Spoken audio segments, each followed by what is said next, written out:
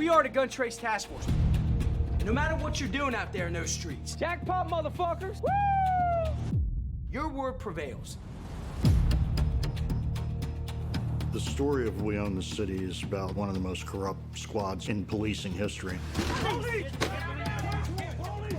This is not just make-believe. Every single story in this series was based on some real-life true event.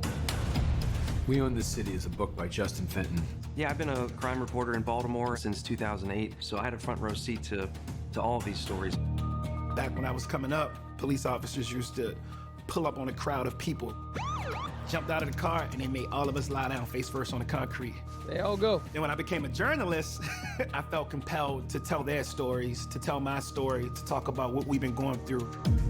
There's something really gratifying about working off the reel, but then it carries this concomitant responsibility.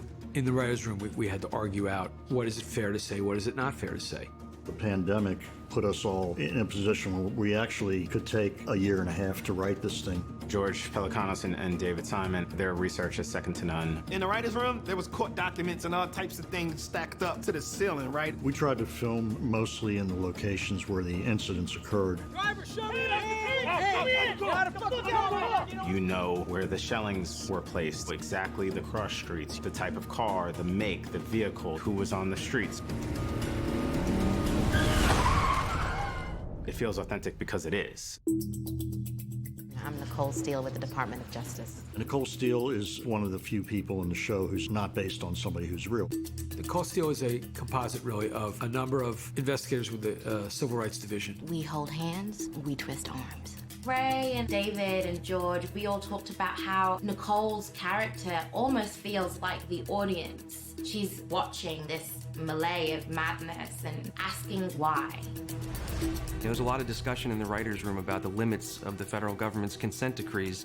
Given the continuing war against drugs, and through Nicole Steele's character, we get to see her struggling with that. What happens if the police don't want to change? We really wanted to pay attention not only to what was happening to the Gun Trace Task Force, but what was happening to the world around them. The conversation is bigger than a few bad apples. The conversation should be about a system that rewards officers for being the bad apples.